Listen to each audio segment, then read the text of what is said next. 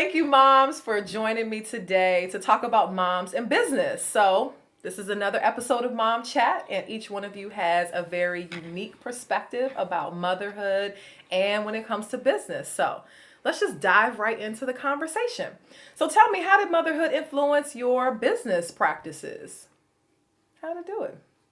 Motherhood is the reason I started my business. Tell me more. So I worked for Baltimore City Schools for close to a decade, and I was on bed rest for 5 months before having my son, and so I was working from home a few days a week, and then other days not able to work because we actually did not have a work from home policy. So my boss was just kind of winging it, if you will, and so I wasn't able to work from home full time. But after having my son, my boss had transitioned, a new administration was in. I just didn't fit there anymore, and it was kind of time. I had always kind of thought about it, but it just was time, and I wanted control over my ability to be there for my child when I wanted to be. I didn't want to have to ask somebody to go be there for my child, so I took the jump. 6 months in. Really? Which when I say it, it's like, you're nuts. Like I had a 6 month, not even yet a 6 month old. And I started, I left my job where I'd been for almost 10 years. My job that raised me, really, I say a lot that job raised me.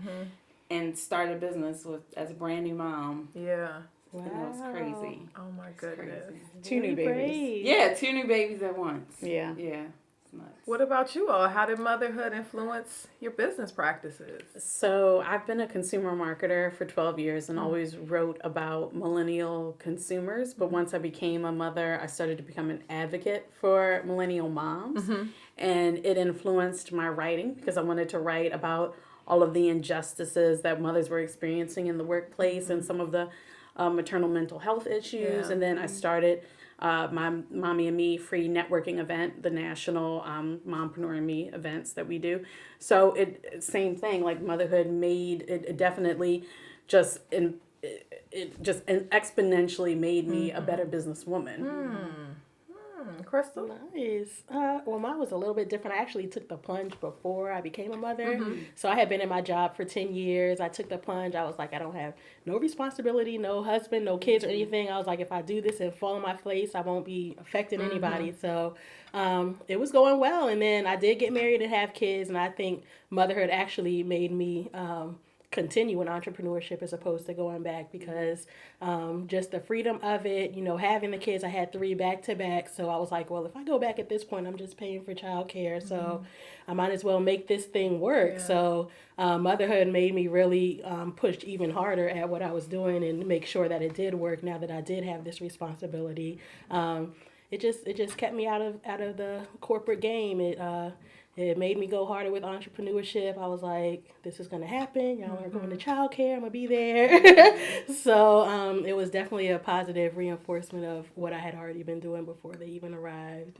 So do you think that you would have taken the plunge? I know that you started before you had kids, but do you think that you would have taken the plunge or maybe gone in the direction that you went in had you not had kids? I do. I had a retail marketing firm. So I was my own entrepreneur prior. I did jump back into corporate America because I needed to be able to provide health insurance for my child, quality health insurance. But yeah, I made that leap before I became a mom too. Same with me. I had left my job before, I think it was in 2009. And, but I didn't leave like sort of with the right spirit, right? Like I left like frustrated with my job, and I also left like fearful that I was missing something by being there. And I don't know, I just feel like whenever you do something out of fear, it just doesn't work out the way you want. I mean, fear is about survival, so certainly you'll survive, right? But it's not about prospering, and it's really truly about survival, and that was all I was able to do when I left originally. So but I do think I've always had that entrepreneurial spirit. So I do think eventually I would have done it. But motherhood certainly made certain things less important to me. Like what other things? Things more important. Like what things? like people wasted my time. Yeah, like things that just didn't feel like I could be with my child right now when you have me sitting here and like I don't really need to sit here. And I think having been on bed rest highlighted the fact that like I didn't need to be in a space, and I never liked the feeling of somebody clocking my body. So then after having been on bed rest and not having my body clocked, it was like this is unnecessary. I'm so productive. I was so productive from my bed. Like I launched, and that wasn't my first business. Like I launched a blouse line while on bed rest, like from my bed. So like I don't need my body clocked, and that.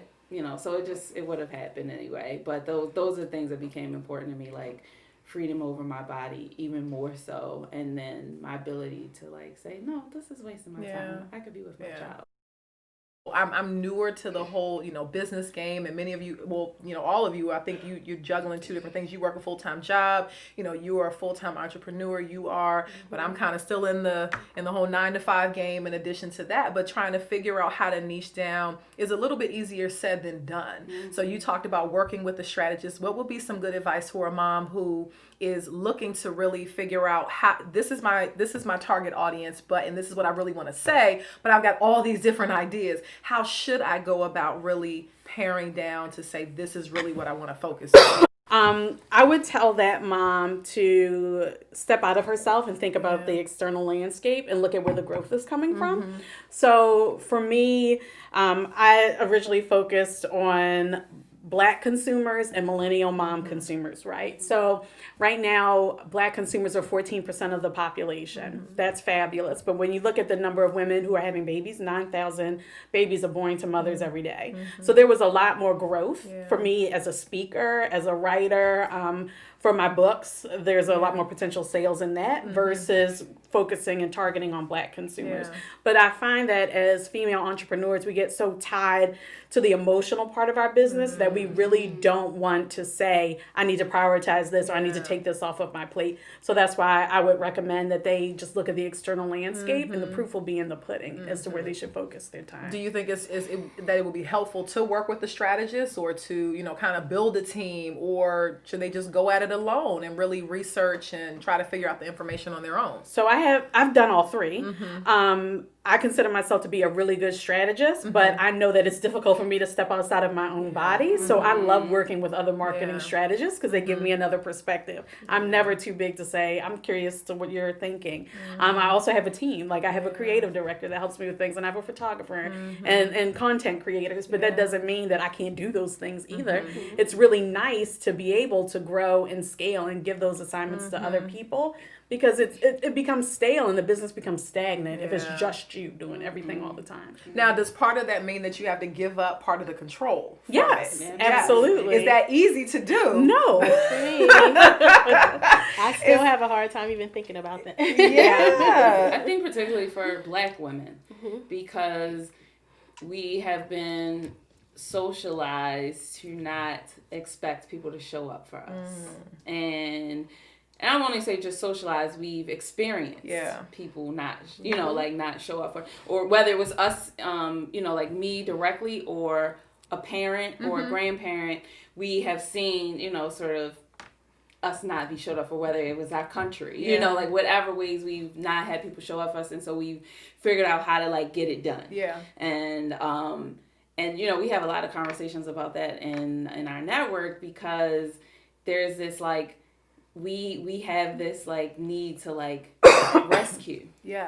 Right? And we do that in our businesses where it's like, nope, they're not going to do it. And instead of like holding people accountable to it or whatever, we just take it over. And just do it ourselves. But it comes at a cost. It comes at a cost. It comes at a cost from time away from family, time away from yourself. Your health. Your health is a big one. And then just being overwhelmed with the entire process. So what's a recommendation? Would it be to really build that network? Is, talking with the strategist, is creating those other systems? Is there anything else that could be helpful? So I do think like paying attention to the places where you spend your time and the things that you're really, really good at and expert in versus the things that you could do, right? Because there's a difference, right? Because I might be able to do some things and it's not necessarily the biggest bang for my buck, because I could do this and I'm spending time to do this, but this other thing I can and I'm good at doing, somebody else might not be able to do, or not be able to do as well as me, or at, you know, a reasonable cost, that I could get somebody to do this thing at a much lesser cost than if I had to replace myself here. So I think it's like stepping back and like evaluating the places where you do all the things you do, and thinking about what are the things that take away from your ability to do the thing that you do best, and find ways to bring other people on. And sometimes it's bartering. Like, you know, there are a ton of you know, sort of, we're in a gig economy, right? So there are a ton of people doing things in a gig kind of way, like, you know, that are not expensive. There's programs that provide resources, mentors, all those sorts of things for free. And I hugely believe in peer mentorship. And, you know, so that's the crux of our network, is peer mentorship. And, you know, it's this idea that nobody's a guru in everything, but we're all expert in something. And so the ability to come together with other people and get that thing you're not good at, right? Like, I'm sitting here talking to Christine, and every chance I get, like, you know, like, oh, okay, like, you know, you did this, you know, how did you do that? And, you know, I really, really believe in peer mentorship. I'm sorry. Yeah, go ahead. I was just going to say, I think there's also a difference in having an intern versus freelancer, because an intern, you really have to play the long game. In corporate America, it takes about 2 years for an employee to make a contribution back to the company. So it's almost the same way with interns. Right. You really have to play the long game with them and really invest in them and expect them to fail for the first year and a half, versus a freelancer that you could get on like a Fiverr, or putting a message out or a post about finding a freelancer who is an expert in their field. So what's some advice for moms to be able to relinquish some of that control and to get support and to really help them to build a network in their businesses? Ask them if they want to die. That's a big one. No, seriously. Just like, come right out. Do you want to die?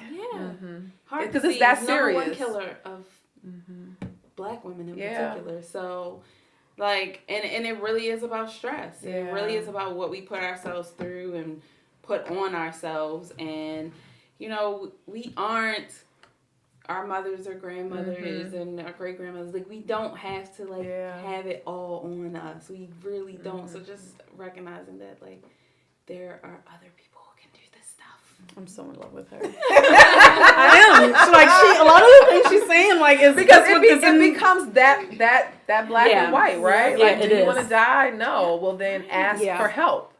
But because it doesn't mean if you ask for help that you don't know how to do it, or that you don't want to do it, or that you can't do it. It means that I'm asking for your help. And so it's okay even if you don't know how to do it. True. Because you don't know how to have to know how to do everything. Nobody does. But again, and I know I'm such an advocate for, like, Black women, so as I keep going back to Black women, that's another thing that's been put on us, this burden to show up and be everything and be perfect and know it all, or else you know nothing. And so when we can't step away from, well, I can do this, and this. No, I can only do this and this. Right. Because, trust me, other women are not having You're to absolutely do right. and be and know everything. And so we cannot either. So, yes. Very true. I know it. So let's talk about your stressors and how you all handle it, since we're talking about everybody else. I think Christine touched on it a little while ago, maybe at her book launch, but how do you all manage your own stress? So there's this idea, I'm going to steal this from a pastor I listened to, but he talked about PMS. So not the PMS that we know, but your pressure management system. So what is your pressure management system? What does it look like for you? You've got motherhood, you've got your business, you've got your hopes and your dreams. What does your system look like? How do you manage it? It's a little tiny pill called lorazepam. No, I have more. Right.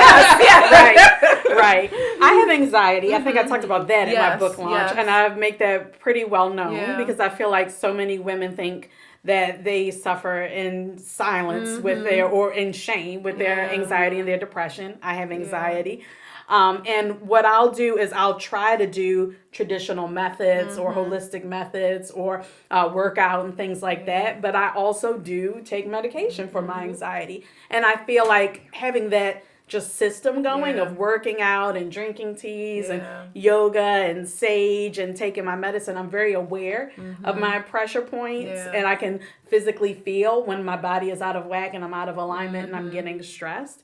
But yeah, I mean, it is all of the healthy things. It is stepping back and getting some time for myself. It is self-care, but I think nowadays we're so quick to label like, oh, drinking water is self-care. No, Right. self-care isn't, it's It's an much ongoing, more than that, it's right. much more than that, and it's ongoing. It's not just one simple quick action. Yeah. And I find that all of those things have to work in tandem for me to feel like I'm caring for myself. Yeah. Yeah, this is good. What's your system look like, Crystal? My system kind of involves my husband a lot. And there's like, I don't think I've been like, officially, whatever is having anxiety, but I do think I have those tendencies. Yeah. And one of the things I hate is the grocery store. I do not like grocery shopping. I go in there, I feel anxious. I want to leave. I don't want to get the stuff. So I had to make a turning point in my life where I'm like, husband, you're going to the grocery store. And I knew it would be different. It was something that I had to, understand and deal with, that he's not going to bring back the exact right cheese, or he's not going to bring back the milk that we normally use because he doesn't, pay attention like that. But he brings back what we need, and it helps me. I don't have to go in the grocery store. So little things like that, it definitely helps.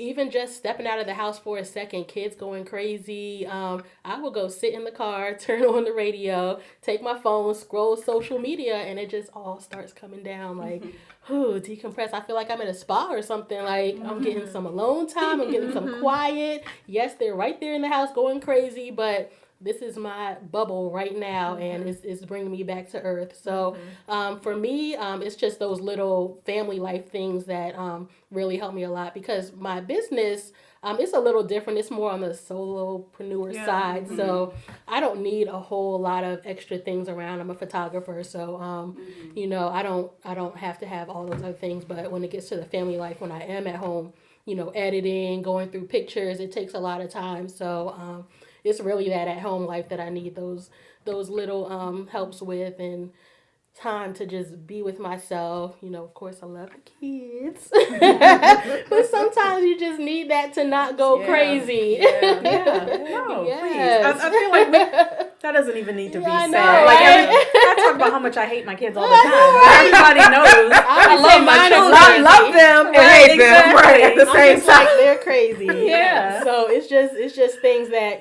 I still had to teach myself to be okay with certain things, but I'm like, would I rather be dead, or would I rather have 500 pounds of laundry shoved in the washing machine, because that's how my husband does it, but the clothes get clean. Yeah. We got clean clothes for the week. So just giving up those tiny little controls, it might be a little bit different, but it's not the end of the world. Yeah, because you can still be able to take care of yourself in the process Exactly, and not yeah. have to take on all the things. Yeah. I once heard somebody say, even on your worst day, put on your best lipstick, right? Yeah. Nobody needs to know, but Yeah. that doesn't mean that we have to mask it or hide Yeah. it. But however, we can still do some extra things to make ourselves feel good. Yeah. So each one of you hit on this whole idea of having anxiety. And so I think in the Black community, it's not very widely talked about, to talk about our mental health or to talk about these struggles. I think in some circles I'm beginning to hear it a little bit more, but I do want to agree that I think that the rate of Black women having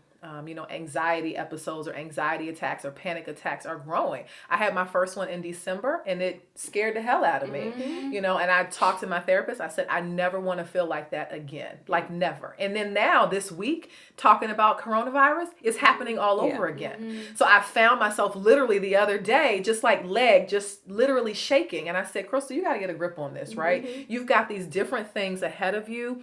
Get a grip on this. And sometimes it's a little bit easier said than done, but then looking at, business, looking at working a 9-to-5, looking at promoting, all of your hopes and dreams, it can become overwhelming. So to be able to take that step and say, listen, medication is what's going to work for me, working out's what's going to work. I go to therapy or whatever it may be, really helping moms, helping women to be able to say, these are other supports. When we talk about these systems and saying we can't do everything on our own, having somebody go to the grocery store, talking with the strategist, having a network, having a peer network, adding in your mental and emotional health, support is another really key factor to that. Can I also say that with anxiety and being formally diagnosed, you'll, if you wait around for your general practitioner to do that, it will never happen. So I was seeing a therapist. I started seeing a marriage therapist when my daughter was 2, and it wasn't until she was about 6 that my therapist was, we were just having the conversation generally about anxiety. And I was like, do you think I have anxiety? And she was like, yes. So I then How did that make you feel when she said, yes? I was like, oh, all right. Oh, you didn't get offended? No. Oh, God. I said, now, wait a minute. Hold on now. No, it's probably helpful. Like, know. giving a Yeah. name. And I didn't feel free. No. When she told me that, she said, Crystal, because we were talking, because my son is dealing with some anxiety right now. So she said, well, who else in the household is pretty anxious? I said, well, she said, you. Wait a minute. Exactly. Hold on now. Oh, no, you can diagnose me all day because I feel like as long as I know what the diagnosis is, I can move forward from it. True. And also with Maya, it helps me when I start to see her scratch at her eczema, I know that she's anxious. Yeah. So then I can have a conversation with her about what's really bothering her. So, but I had to then go to my general practitioner and say, my therapist thinks I have anxiety. And then I could have the conversation about medication and gradually built up to a dose that worked for me. But if I had waited around for my general practitioner to say you have anxiety and here's medication, it would have never happened. Yeah.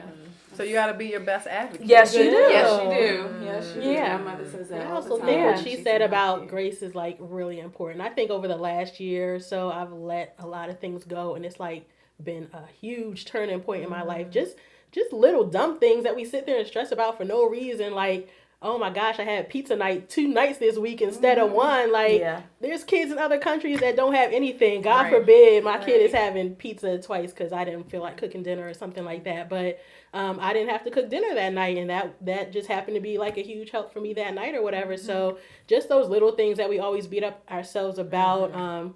I've just learned, like, in the past year, like, just think about the long run and, like, 5 years from now, is this little moment really going to be that important? Is it going to be a huge thing in your life that you think about down the road? No, probably not. So why stress and go over the edge about it right now if it's not even going to matter a few days from now? So all those little things, those matching socks, you can't find the socks. So what? Mismatched socks are in now, so let them wear the mismatched socks. Who cares? So just let some of them things go. The things that stress you out for no reason. You don't need, it's enough stress. You don't need extra stress with stuff that you don't need to worry about. But to the point, you know, like thinking about like actual diagnosis and actual challenges with managing the stress that comes your way, is that if you feel it and you feel like you can't manage it, like the idea of like moving past the shame of it, right? And knowing that like if you're feeling it and you can't like say like just let that thing go or whatever, like to take that step for yourself because you might need it. And it just and that it is what it is. Like, you know, the same way we go to the doctor if my ankle is hurting me for too long, I'm going to go to the doctor about it. I'm not just going to keep saying, just deal with it. I'm going to go. And, you know, like our minds are a part of our bodies. And, you know, they get sick too. And they need extra care too sometimes. So. And being in the business world, you need your mind to stay sharp. That's right. You know what I mean? You need that help just as much as you need someone to strategize with you about long-term planning, or as much as you need Photoshop, as much as you need, all of your peer mentoring and all of these other pieces. And that can be a component that, moms may want to forget about because we're dealing with the kids, we're dealing with the house, we're dealing with the business, we're dealing with the 9-to-5, all of these things. And then we get left on the back burner. And it comes at a huge, huge, huge, huge cost. Yeah. So now switching gears just a little bit, let's kind of talk about, some of the biggest blunders maybe, or some of those kind of oops moments that you've had along your way. Because several of you have been in business, for many years, and, just being able to share that maybe not every moment has gone as you have wanted it to go. So kind of pulling the covers back off of that a little bit. What's been a moment where you said, yeah, I kind of wish I could have redone that a little bit in business? I think mine is always going to relate to like, kind of, I guess, in the area of like wasted money. Like I've been through a ton of studios, I've been through a ton of equipment, and to be where I am now, I'm like, I really did not need any of that. Like I'm making more now than I ever did with all of that equipment and studio and all of that stuff. But, you know, you get excited in the beginning. You feel like you want to do all the things, all the extraness, everything. And especially like right after I had left my job and I did have like some savings and stuff. And just thinking back now, like all the money that I spent that I could have over in a savings account somewhere that I'm not even using now and things like that. So I think just like starting modestly in the beginning, honing in on your craft, things like that, instead of just diving in and getting excited and being like, give it all. I got this money here. I'm going to spend it all. Put that off to the side. See what you really, really, really need, because I spent plenty, and like most of that stuff, I was probably like maybe 15% that I still use to this day, as opposed to that all that other stuff that I don't even need anymore. So that was probably most of my biggest blunder, money related things, just over the top.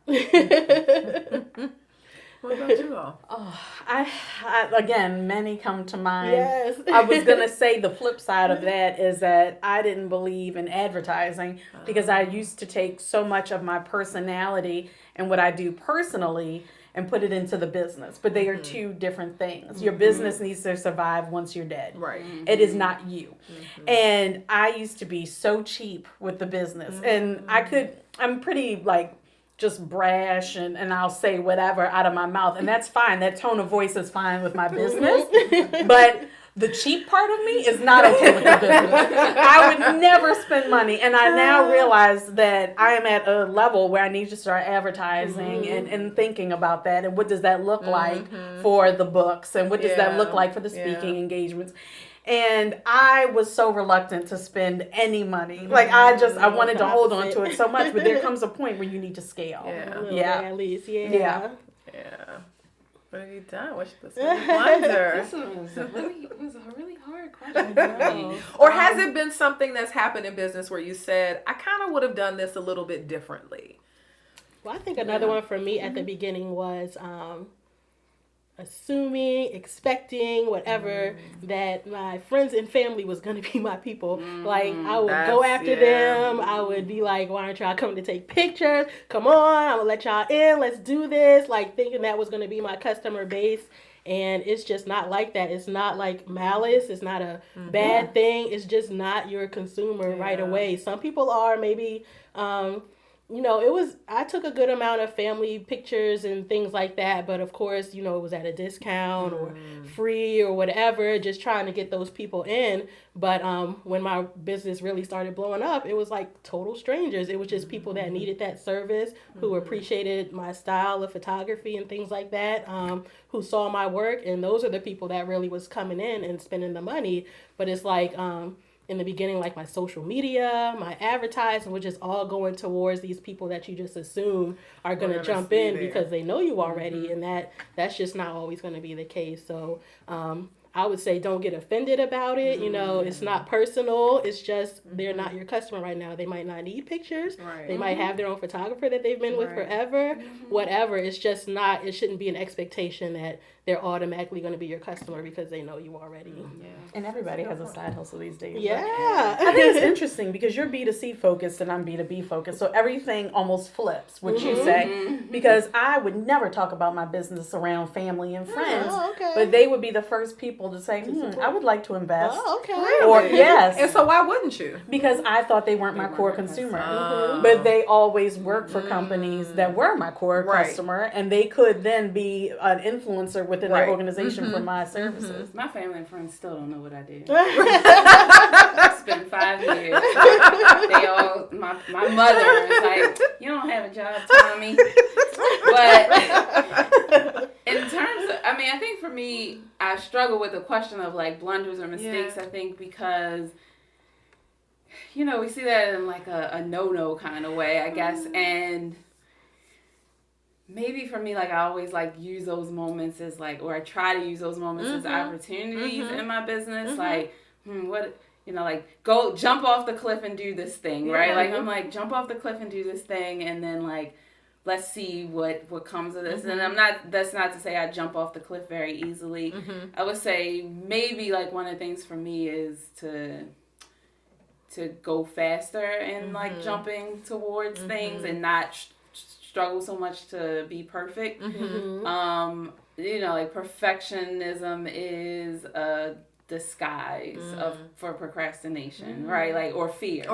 Right? Yeah. Like, it's really not about like, oh, because people wear it as a badge of honor, and it's like, it's not. Like, it really is you being afraid to like be human in a way. And to make mistakes. But like, you need them to learn. Yeah.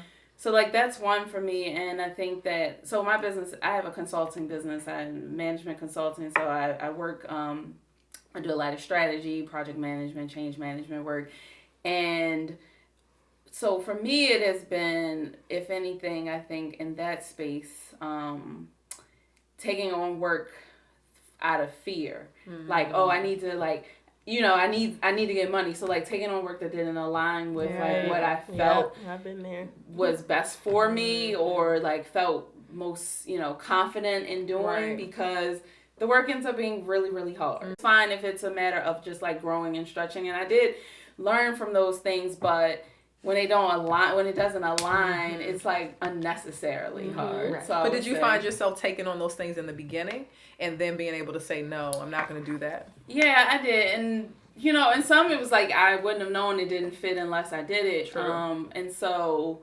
in some of those cases, I have certainly like, and even sometimes where I wasn't even asking to receive that message or whatever, but I have like gotten the message to like, let this thing go. Yeah.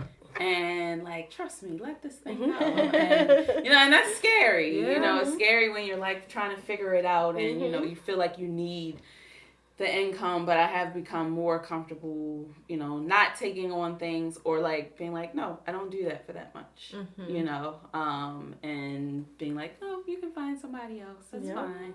And standing my ground in that. But I think early on, just, you know, sort of fear of like, you're not going to have. Yeah. And I don't know if it's a blunder or not, because I think in the beginning, you do have to do some stuff that doesn't perfectly align or do it for less for the experience or the exposure or whatever the case. So, yeah, I struggled with that question a little bit. But that makes sense. I guess, you know, looking at it a different way and being able to say you have to go through it in order to know that it didn't align, or obviously go through it to know that it was a blunder, or having the expectation initially that your family was going to be your biggest consumer base, or maybe not sharing the information with them because you didn't think they would actually be your base. But those are those things looking back, you know, hindsight is always 20/20. You know, and we can't make those changes back to whenever.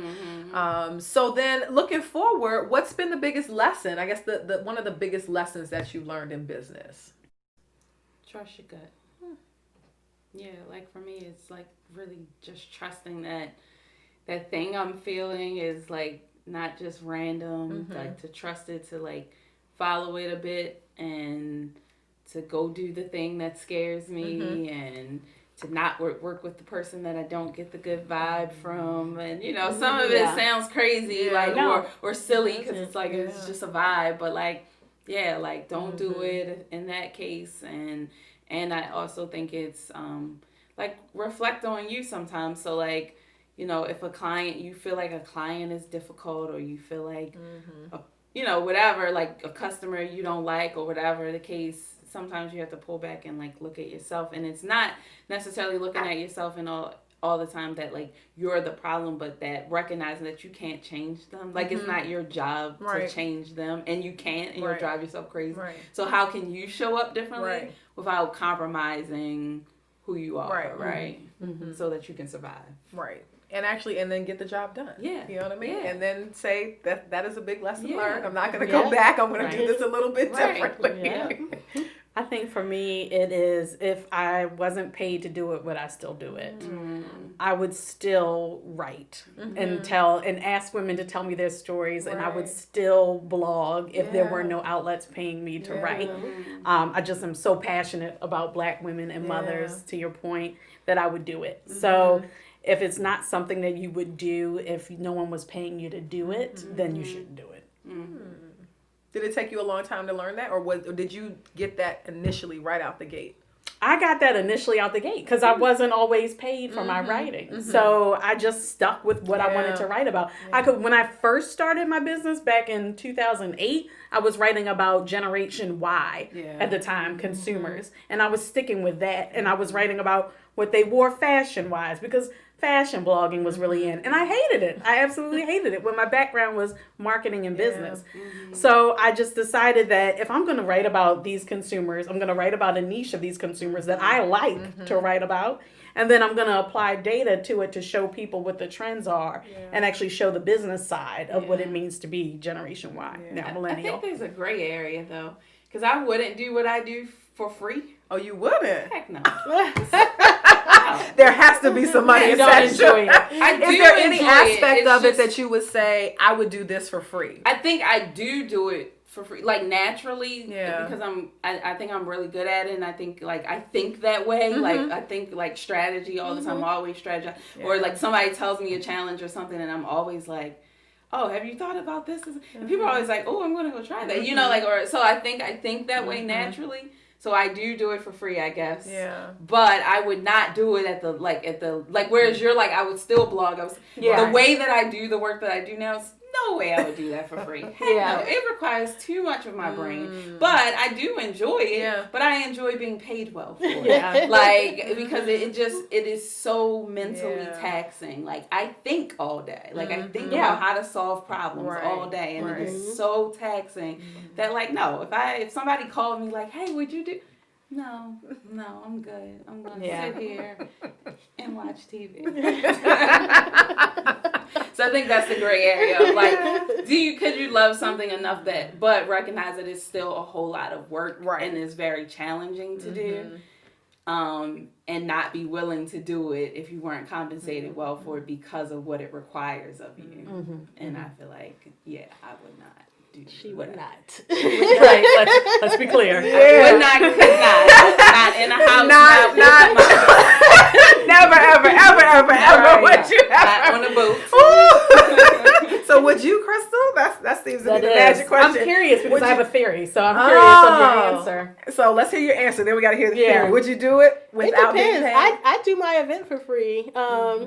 Because I like that connection. I like getting the women together. I like being around them myself. I give a picture for free. It's all for free. Of course, I'll make money on the back end if they want more, but I do that for free. And I guess even if I didn't get anything on the back end, I would still, it's just once a month. It would still be something I enjoy. Now, the other side of it, like taking appointments and stuff like that. One reason I wouldn't do it for free is because it requires some investment on my end as well. So, I'm not going to pay for you and do a service for you. So I wouldn't do that for free. And as far as the photography on the whole, there might be some things I would do for free, like certain type of things, maybe personal people, a family session or something like that, friend or something like that for their birthday. But I don't think that I would give it away to people that I don't have like that connection with. I think that would definitely require a payment, and I wouldn't just go out there taking everybody's picture for free. I don't think I would do that. But, how long have you been? I'm sorry, I didn't mean to. No. It's been about. You mean how long have I been working photography? How long have you had a camera in your hand? It's been about. Not as a professional photographer, but how long have you had a camera in your hand and been general? taking photos? Oh wow! Wait. Yes. She was that's been a long time. Just taking pictures probably since like high school. What's the first memory you have doing that? I'm just curious. Being out with my friends and everybody asking me to take the pictures because, Crystal, your pictures come out the best. So we want you to take the pictures. So, that would make me excited. I was like, cool, my pictures are the best. I'm going to take all the pictures. So that's kind of where it started in high school, just being the one that everybody came to, like, no, you take the pictures. We don't want a lot of those pictures. The theory is that you and I share an emotional attachment to our craft, and we turned it into a profession versus... problem solving it's grounded in being negative. Yeah. And it's in the professional world, right? You are solving problems as a strategist. Right. Rarely is somebody like business is doing so well. Let's go Yeah. find a strategy. That's rarely, because I'm in marketing strategy Yeah. too. I get it.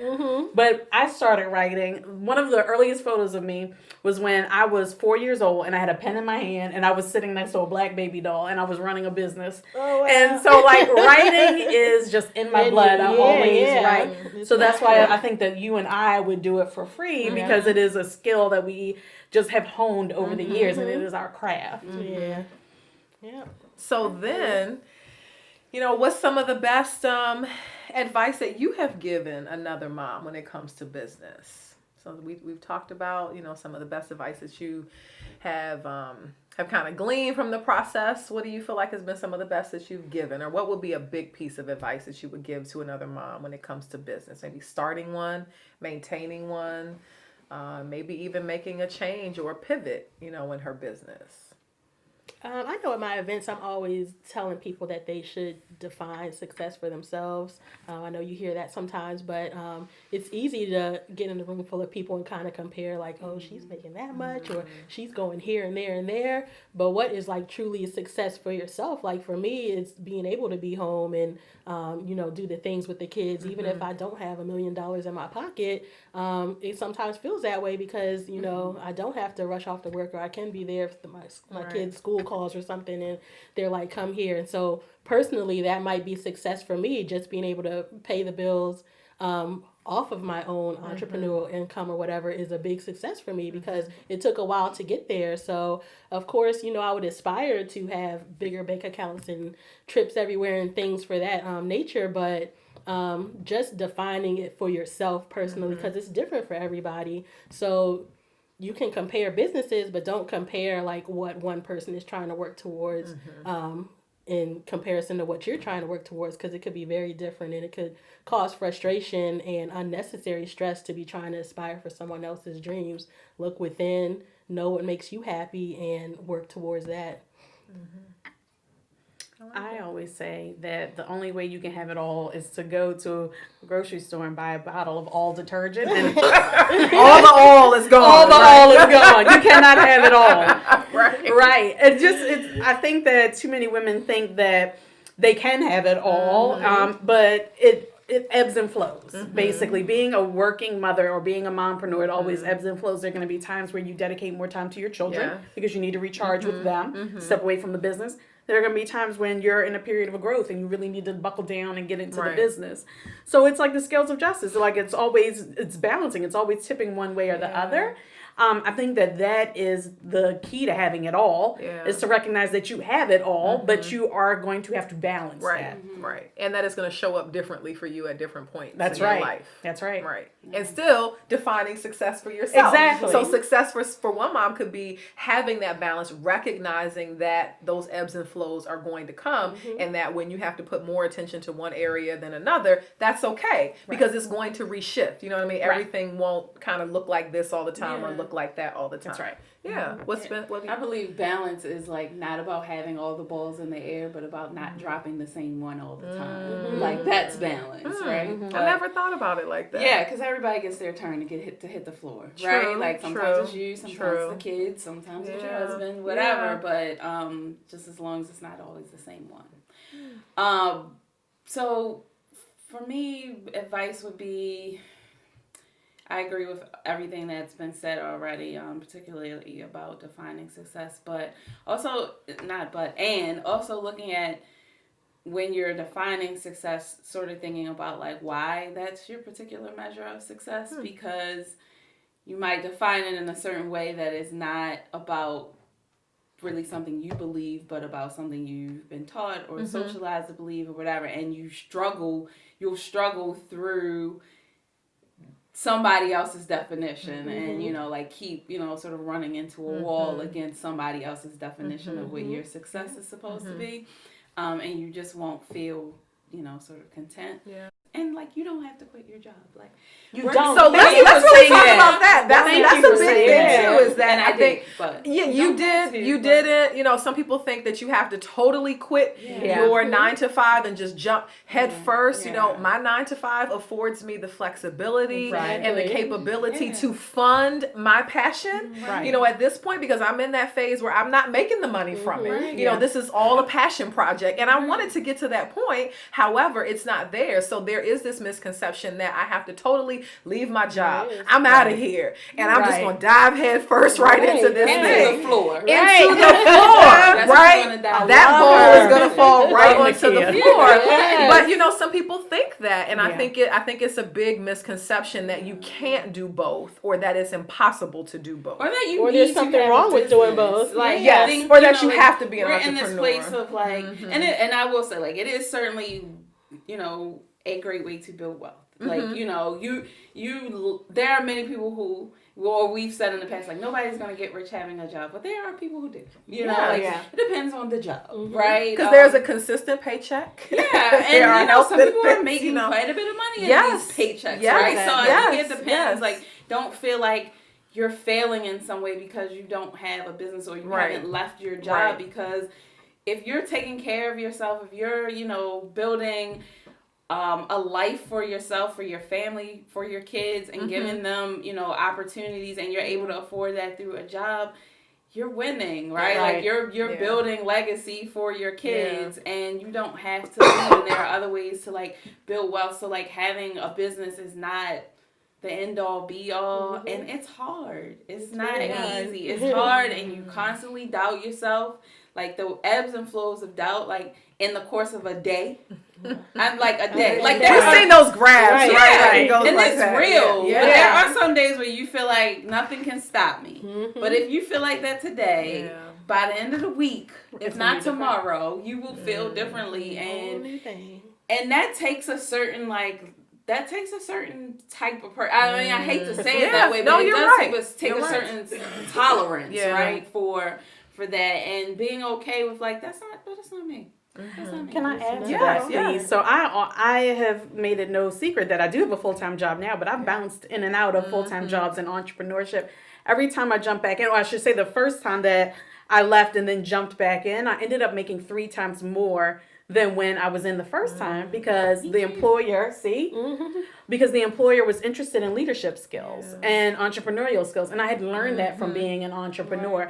The other thing, the misconception is that they can't complement each other. That's a good point. So my side hustle or my business, I write for my full-time job as well. And it wasn't until they started to see the recognition that I got as an entrepreneur on the side that they asked me to start writing for them. And then it led to promotion. So Right. they can complement one another. Now, what happens if they're in 2 different worlds? Yeah, and again, Yeah. of course, there are always Yeah. unique situations. Yeah. Mine is just one, but that happens too. Yeah. But I think that it's just more important to show the positive that there are situations where it can. The other one then I think does truly have to be a passion, right? Like I Yes. started my business Yeah. doing something that similar to what I was doing in my job, and I just knew I was good at it. I knew I could find opportunities in it, and I knew I could build it and make more doing it on my own.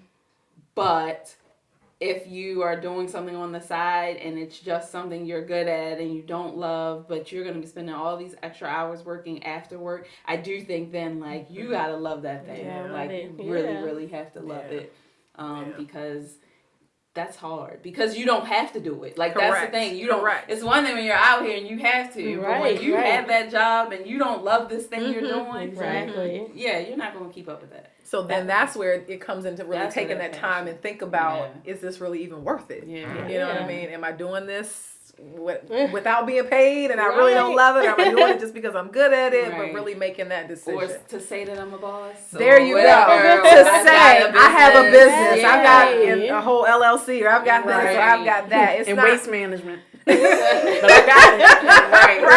Right. because it's not worth important. it. Yeah. I hate when people are like, you're to imply that you're crazy for working for somebody else or whatever. I hate when people put that out there because it's really stupid. Yeah. Like, and plus we need those people too. We need Right. a plethora. Oh, we yes. need everybody. Everybody. So everybody can't be an entrepreneur. Exactly. I have tons of friends that are like, I just I don't have no talents like that I'm interested in. I'm fine at this job. And that's okay. It is perfectly fine. It is nothing wrong with it. I did both. The only reason I left was because I came to a point where I had to make a decision. But I think if I had my kids first and still had my job, I don't think I would have left after the kids. I did it when I didn't have any responsibilities. But I feel like if I had the kids first, I probably would have stayed.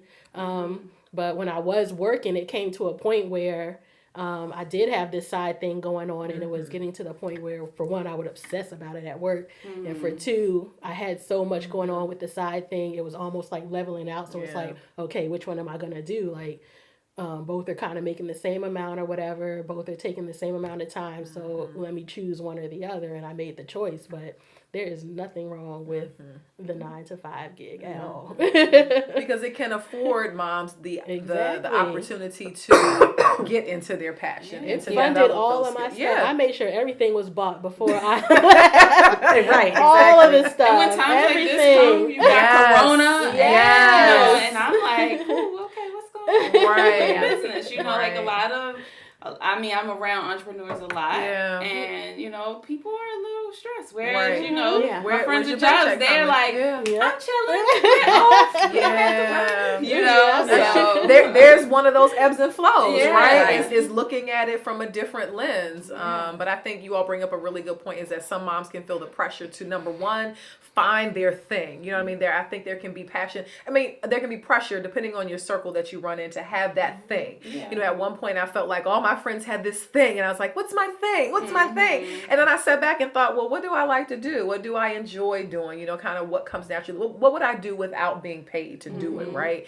And then there's this other idea that you have to just go face first into business, and that there can't be a balance. And so I think it's important for moms to be able to know that, because there are benefits to still working a full-time job. So now, thinking about your kids, what's the biggest lesson you want them to learn, or that you want to be able to pass on to them when it comes to business? For me, it's I want my son. So I think my son is, definitely a creative type of a kid, and he's talked about on his own wanting some type of art business. So I want him to know that he has the ability to do these things, right? That he can do them. I don't ever want to say, oh, you can't do that. I want him to be able to know, okay, I can do it if I develop a plan to do it, if I have the idea, if I really kind of sort this thing out, work it, and get the different pieces to the puzzle. But I want him to know that he can do it, not that he can't. That's the biggest lesson I want him to know from all of this. I want my son to know that, you have to work hard. I think that and I'm not saying this because it's my kid, but he's smart. He is. And I do think that kids who are smart are often told they're smart. Yes. And therefore they expect things to come easily to them. And when they don't, they frustrate a lot more easily than the kids who have to work a little harder at things. And so I have really shifted, because the rest of other people tell him he's smart a lot. That I've been like, oh, you work so hard on that. Wow. And I read an article about that, the value of doing that. So I want him to know, or to take that, I work hard for what I want and what I have and what we have, and that it doesn't just come because I'm nice or I'm smart or whatever. It comes because because that's another thing. Oh, yeah, so cute and handsome. Or it doesn't just come because I'm cute or because I'm nice or because I'm smart. It comes because I work really hard, and my kids will say to me a lot, you're always working. I'm like, you like vacations, don't you? Right. Oh yeah, you got to. Because mommy works hard, right? Exactly. So yes, you have to work hard, and it doesn't mean killing yourself, but it does mean trying beyond the failure. Yeah.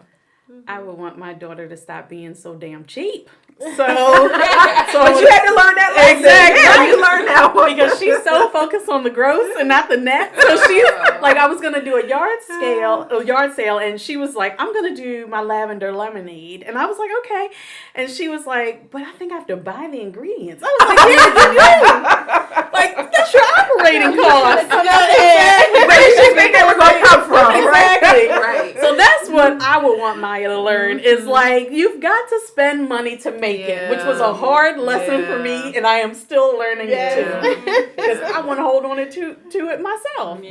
But being wise about it. Exactly. Right? So it's like buying the ingredients, but I don't have to go overboard with maybe everything organic. You know, not that they're going to be cheap, but I'm going to buy the ingredients and buy what I need. Exactly. And, be able to have it. Yeah. Yes. What about you? What's the biggest lesson you want your kids to learn? I think I have to learn more. What I do want them to learn long term, of course, working hard is a big thing. I want them to know that it does take effort and consistency and passion to really make something happen. But I think in the short term, because my kids are still pretty young, so right now I'm just actually proud that they can see that work comes in different forms, because that was something that I had to kind of work towards. They really, I didn't find out till Christmas, but they really believe, like, since Dad was leaving and coming back and saying, I'm going to work, I'm home from work or whatever, like that he was the only one working. They didn't realize that I was bringing some money into the house too. Yeah. So it was like Christmas, and it was this whole thing. My son had got a Christmas gift for my husband and not for me. And I was like, where's my Christmas gift? And he's like, well, I got Dad a gift because he works so hard, and he pays for this and he pays for that. I was like, excuse me. So we had like this whole discussion about exactly what I do and that I, how much I contribute and all of that kind of stuff. So it really kind of opened their eyes, like, oh, well, Mommy is here a lot, but she is on the computer a lot. So when she's on the computer, she's working. Or when she says, like, they would hear me say I'm going to take pictures, but they just didn't connect the dots. So now when they know that I'm going somewhere, they know that that's working the same way that Dad goes and does a job and stuff like that. Yeah. So just, resetting their mindset that, working comes in different forms, and they have options, and they can do different things, and it's not always going to look the same. And I'm just happy that they've come to that, and hopefully I get a Christmas gift next year. But part of that really speaks to, and I think all of you touched on it, that you expose your kids to what it is that you do. Mm-hmm. So you don't keep it a secret. You involve them. So going to your book launch, your kids were there. You talk about, your kids saying, oh, you work all the time. Mm-hmm. Your kids are aware that Mommy's going out to take pictures. So it's involving them in the process. No, they're not going to understand all of the details of your strategy and, all of the marketing or all of the different dynamics of photography, but not keeping it a secret to them. And that's the biggest part, is building that wealth is not just in the bank, but it's in the information. And it's in what it is that we share with them about, this is what I do, this is why I do it, this is how I am living out my passion, this is what I'm doing to help somebody else, this is what I'm doing to really be able to build up our family, and to show them that as moms, it's different sides to us. So yes, I can cook, I can get out there and throw the ball around with you, I can play, I also can work hard, I can support other women, that we are multifaceted. So I think that's a really big piece for kids to be able to see. And so I will involve my son in different parts when it comes to my side hustle, because I want him to be able to see that. I want him to know that, yes, I can go to work, I can help students, I can, I'm a wife, I am your mom, I am a good playmate, I teach children's church, I can do this, I can do that, because it's more than one side. And that's what lets him, for me, I want him to know, that he can be more than one thing, right? He can be a scholar, he can be an artist, he can be, an athlete, he can be all of these things, and not just be one particular thing. Right? I tell everybody, my bonus baby, my stepdaughter probably has a best sense of everybody, all my friends and family, of what I do, because she goes to meetings with me. And at the events for the well, she is the person, she's one of the people at the registration table or the check-in table, like checking women in when they arrive, because nobody knows what I do. I think the network, I think the well is clearer to people than like what I do on a daily basis. But she's like, she goes to meetings with me, all types of things, board of involvement, all of those types of meetings. And I didn't mention her when I said what I would want, but I also want for her to, same thing, recognize that it takes work, because I think in the social media era, everybody thinks it's just, you just pick a name, pop up overnight, get an Instagram page, and you're a boss. And no, it's not like that. And that's even work. Yeah. That's a whole lot of work. Exactly. Yeah, and I don't even mean like the people who have like huge followings, because they are working. And Yes. it takes a lot of It's a lot. consistency Yes. and thought to plan out the content and all that. I'm just Yes. talking about them just thinking that if I just show up on here, Yeah. I just Yeah. get a name, then Yeah. I can have my own thing, or say that I have my own thing, and Yeah. that leads to something without me doing other things. Yeah. Well, we are coming to a close, but I don't know if you all watch Inside the Actor Studio. Did you ever watch that? So, James Lipton, he passed away recently. But at the conclusion of his show, he would have a couple of these rapid fire questions for the person that he interviews. So I have a couple. We'll do probably 3 of them. So 1 word answers if you can. So the word that best describes me in business is, what is it? First thing. Authentic. Transparent. That's your word. Right? So my business mantra is based on, who wants to go?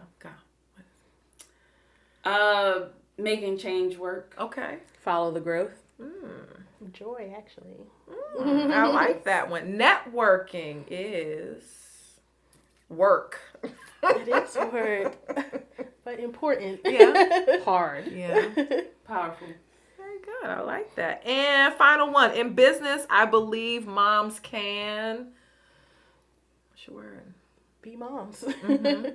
Yes. Thrive. Agreed. Do anything. I believe moms can win. Yeah. Yeah, we can win. So I appreciate you ladies talking with me. I think it's been an extremely rich conversation. We've talked about business, our kids, and mental health, and being able to really let go, and building that team, and just some real strategy around that. So I appreciate you all being here today to talk with me about that. So we encourage you all to continue your own chats with other moms talking about business, and could keep the conversation going. So that's exactly what we're going to do. Thanks.